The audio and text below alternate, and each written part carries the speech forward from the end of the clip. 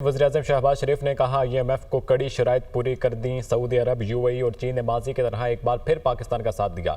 हुकूमत और इदारों ने माशी चैलेंजेस को कबूल किया। समरात आने लगे। माशी इशारियों में बतदरीज बेहतरी आ रही है। वज़ीर-ए-आज़म शहबाज शरीफ ने कहा IMF की कड़ी शराइत पूरी कर दी। सऊदी अरब, UAE और चाइना ने माजी की तरह एक बार फिर पाकिस्तान का साथ दिया। हुकूमत और इदारों ने माशी चैलेंजेस को कबूल किया। समरात आने लगे। माशी इशारियों में बतदरीज बेहतरी आ रही है। अक़वाम मुत्तहिदा जनरल असम्बली इजलास के मौके पर पायदार तरक्की के अहदाफ पर SDG मूवमेंट के मुबाहिसे से खिताब में वज़ीर-ए-आज़म का कहना था 9/11 के बाद पाकिस्तान को बदतरीन दहशतगर्दी का सामना करना पड़ा। हमने इस नासूर को शिकस्त दी। हमें इससे अरबों डॉलर का नुकसान हुआ। इस शैतानी सर्कल से निकलने के लिए उधार और कर्जे लेना पड़ते हैं। इज्तिमाई काविशों से हुकूमत और इदारों ने मिलकर मुआशी चैलेंजेस को कबूल किया। मौसमियाती तब्दीली के असरात और दहशतगर्दी के बायस भारी माली जानी नुकसान उठाना पड़ा। वज़ीर-ए-आज़म शहबाज शरीफ की तुर्किया के सदर रजब तैयब अर्दवान से मुलाकात हुई। मुख्तलिफ अमूर पर तबादला ख्याल किया गया। वज़ीर-ए-आज़म शहबाज शरीफ का कहना था तुर्क सदर की अक़वाम मुत्तहिदा में फ़लस्तीन पर तकरीर दिलों को छू लेने वाली थी, जिस पर उन्हें मुबारकबाद दी। शहबाज शरीफ का कहना था IMF बोर्ड की मीटिंग है, हमने इनकी तमाम शराइत पूरी कर दी हैं। बड़ी कड़ी शराइत थी। चीन ने दोबारा हाथ पकड़ा और माजी की तरह ताउन किया। उन्होंने कहा सऊदी अरब और UAE के ताउन के भी मशकूर हैं, जिसके बगैर ये मुमकिन न था। गैर मुल्की मीडिया से गुफ्तगू में वज़ीर-ए-आज़म ने कहा लेबनान पर इसराइल की जाहरी तबाहकुन होगी। सहूनी जाहरियत जंग फैलाने की साजिश है। फौरी जंग बंदी की जाए। फलस्तीनी रियासत के कयाम के सिवा कोई दूसरा ऑप्शन नहीं। वज़ीर-ए-आज़म शहबाज शरीफ ने मालदीव के सदर डॉक्टर मोहम्मद मायूज़ो से भी मुलाकात की। वज़ीर-ए-आज़म ने मालदीव से मुख्तलिफ शोबों में ताउन बढ़ाने के लिए पाकिस्तान के अज़्म का इआदा किया। अक़वाम मुत्तहिदा की जनरल असम्बली का 79वां इजलास वज़ीर-ए-आज़म का 27 सितंबर को आलमी फोरम से खिताब शेड्यूल। फ़लस्तीन और कश्मीर के मज़लूम अवाम का मुकदमा दुनिया के सामने रखेंगे। इस्लामोफोबिया और मौसमियाती तब्दीलियों का मामला भी उठाया जाएगा। वज़ीर-ए-आज़म के अक़वाम मुत्तहिदा के सेक्रेटरी जनरल और दीगर आलमी रहनुमाओं से मुलाकातें शेड्यूल। अक़वाम मुत्तहिदा के सेक्रेटरी जनरल एंटोनियो गुतरेस की जानिब से रुकन ममालिक के एजाज़ में इस्तक़बालिये में शिरकत करेंगे। वज़ीर-ए-आज़म की IMF हुकाम के साथ मुलाकातें भी मुतवक्किल हैं।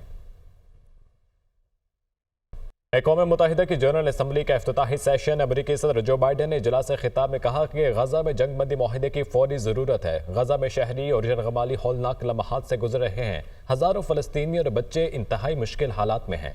इस जंग को ख़त्म करने का यही सही वक्त है। मसला फ़लस्तीन का हल 2 रियासती हल है। फ़लस्तीनियों को अपनी रियासत में रहने का हक मिलना चाहिए। दुनिया 7 अक्टूबर के हमलों को नज़रअंदाज नहीं कर सकती। हर मुल्क को यकीनी बनाना होगा ऐसे लम्हे, ऐसे हमले दोबारा न हों। UN secretary general Antonio Guterres का कहना है गजा को मुसलसल खौफनाक सूरत हाल का सामना है। शहरी भूख का शिकार है। तशद्दुद में इजाफे से लेबनान भी जंग के दहाने पर है।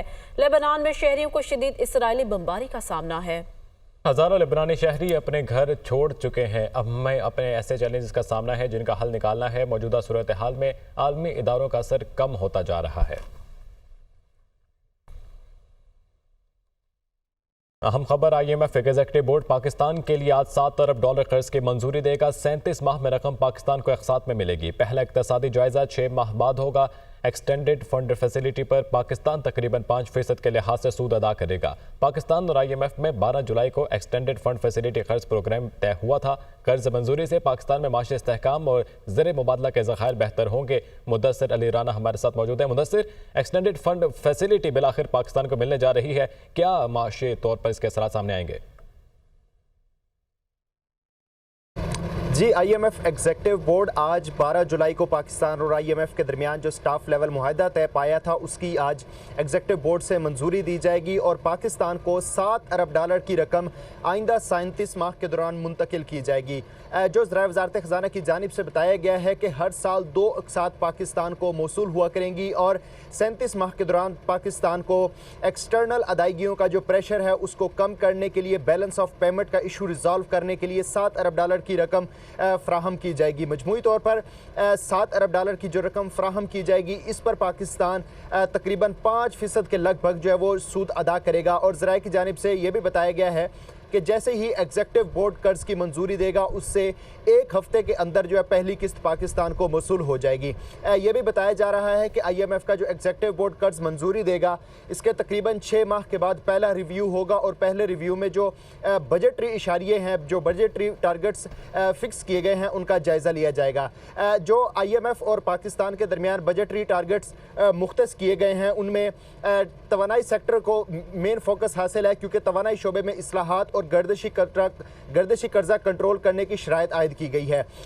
जो दस्तावेज़ हैं पाकिस्तान और IMF के दरमियान मुआहिदा तय पाए जाने की, उसकी जो शराइत में शामिल है कि पाकिस्तान रवां माली साल के दौरान गर्दिशी कर्जा को तकरीबन 2400 अरब रुपए तक महदूद करेगा, लेकिन ज़राए वज़ारत ख़ज़ाना की जानिब से ये बताया गया है कि गर्दिशी कर्जा में 100 से 125 अरब रुपए का इजाफा होगा, जिसके बाद गर्दिशी कर्जा तकरीबन 2500 अरब रुपए तक पहुंच जाएगा। इसके अलावा जो दीगर अहम शराइत हैं उसमें टैक्स टू GDP बढ़ाना होगा। पाकिस्तान IMF कर्ज प्रोग्राम में रहते हुए तकरीबन 3% टैक्स टू GDP की शरह बढ़ाएगा। इस वक्त जो टैक्स टू GDP शरह 9% पर खड़ी है, इसको 9% से बढ़ाकर 13% के करीब लाया जाएगा।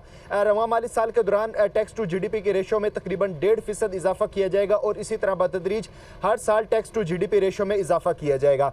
साथ साथ ये भी बताया जा रहा है कि 37 माह के दौरान राइट साइजिंग जो कमेटी है इसके तमाम तर सिफारिशात पर अमल दरामद कर लिया जाएगा, क्योंकि IMF के साथ जो कर्ज मुआहिदा तय पाया है उसकी शराइत में ये शामिल है कि हुकूमती अखराजात में कमी के साथ साथ जो वफाकी हुकूमत का साइज़ है इसमें कमी की जाएगी।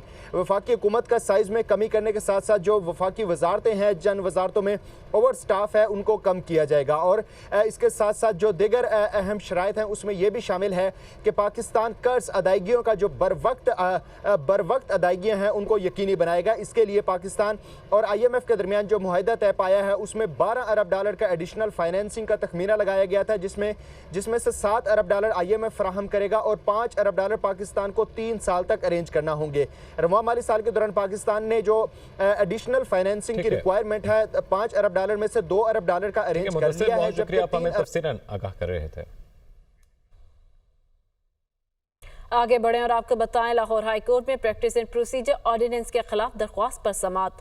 अदालत ने दरख्वास्त के काबिल समाअत होने या ना होने से मुतालिक फैसला महफूज कर लिया।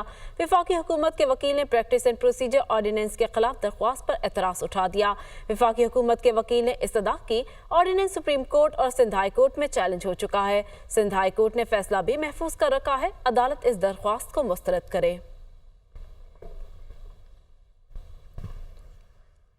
जस्टिस मंसूर अली शाह के बतौर चीफ जस्टिस पाकिस्तान तकर्रुरी का नोटिफिकेशन जारी करने के लिए एतराज़ी दरख्वास्त पर समाअत। लाहौर हाई कोर्ट के जस्टिस आबिद हुसैन चट्ठा ने दरख्वास्त पर समाअत से माजरत कर ली। अदालत ने दरख्वास्त किसी दूसरे बेंच के रूबरू लगाने के लिए वापस चीफ जस्टिस को भिजवा दी। दरख्वास्त में वफाकी हुकूमत, सदर ममलिकत और वज़ीर आज़म को फरीक बनाया गया है। मोहम्मद अशफाक हमारे साथ मौजूद हैं, तफसीलात उनसे लेंगे। जी अशफाक।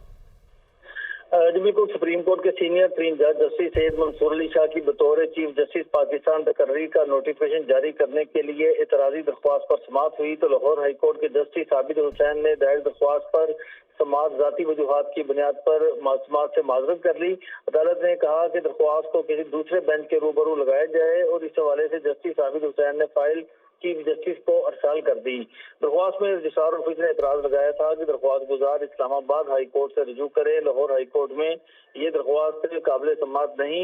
एडवोकेट नदीम शिबली ने यह मौक़िफ़ इख्तियार किया था कि आइन के तहत सुप्रीम कोर्ट के सीनियर तरीन जज को ही सुप्रीम कोर्ट का चीफ बनना है और इस हवाले से वफाकी हुकूमत जानबूझकर इस तकर्री को मुतनाज़ा कर रही है और अभी तक इस तकर्री के हवाले से नोटिफिकेशन जारी नहीं किया जा रहा, जो कि आइन के खिलाफ है।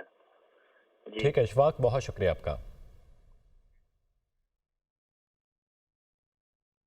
आसिफ अली जरदारी, नवाज शरीफ और यूसुफ रजा गिलानी के खिलाफ तोशाखाना गाड़ियों के रेफरेंस पर समाअत। यूसुफ रजा गिलानी के वकील ने नैब और अदालत का दायरा इख्तियार चैलेंज कर दिया। वकील ने मौक़िफ़ दिया, नैब तरामीम बहाल होने के बाद एहतसाब अदालत और नैब का दायरा इख्तियार खत्म हो चुका। एहतसाब अदालत इस्लामाबाद के जज आबिद सज्जाद ने यूसुफ रजा गिलानी की दरख्वास्त पर नैब को नोटिस जारी कर दिया। मजीद के अपडेट्स हैं, जान लेते हैं रिजवान काजी से। रिजवान, बताइएगा अब कब समाअत होगी? जी, एहतसाब अदालत इस्लामाबाद के जज नासिर जावेद राना ने जो है तोशाखाना गाड़ियों के मतलब रेफरेंस की समाअत किया। समाअत के दौरान सदर ममलिकत आसिफ अली जरदारी के वकील फारूक अजनाई अदालत पेश हुए और अदालत में ये मौक़िफ़ इख्तियार किया कि नैब तरामीम के बाद ये केस इस अदालत का दायरा इख्तियार नहीं बनता और ये केस 80.5 मिलियन से जो 500 मिलियन से कम बनते हैं, इस केस को वापस चेयरमैन नायब को भेज दिया जाए। और इस मौका पर जो है दीगर वकला भी अदालत में पेश हुए। नवाज शरीफ के वकील काजी मिसबा और नवाज शरीफ के प्लीडर राना इरफान भी अदालत में पेश हुए और एहतसाब अदालत नंबर 3 की जज आबदा सज्जाद सैयद जो है वो इस केस की समाअत करेंगे और अभी समाअत जारी है और समाअत के बाद जो है मजीद अदालत क्या फैसला करती है ये बताया जाए। रिजवान काजी हमें अपडेट कर रहे थे, बहुत शुक्रिया। PB 14 नसीराबाद में वोटों की दोबारा गिनती का केस। चीफ जस्टिस पाकिस्तान काजी फैजीसा का तहरीर करदा 4 सफ़हात का फैसला जारी। फैसले के मुताबिक इलेक्शन में डाले गए बैलेट पेपर्स ही इंतखाबी तनाज़े में बुनियादी शवाहिद होते हैं। दोबारा गिनती की दरख्वास्त मंजूर हो तो तमाम उम्मीदवारों की मौजूदगी में दोबारा गिनती होती है। PB 14 नसीराबाद में वोटों की दोबारा गिनती का केस। चीफ जस्टिस पाकिस्तान काजी फैज ईसा का तहरीर करदा 4 सफ़हात पर फैसला जारी। फैसले के मुताबिक इलेक्शन में डाले गए बैलेट पेपर्स ही इंतखाबी तनाज़ा में बुनियादी शवाहिद होते हैं। दोबारा गिनती की दरख्वास्त मंजूर हो तो तमाम उम्मीदवारों की मौजूदगी में दोबारा गिनती होती है।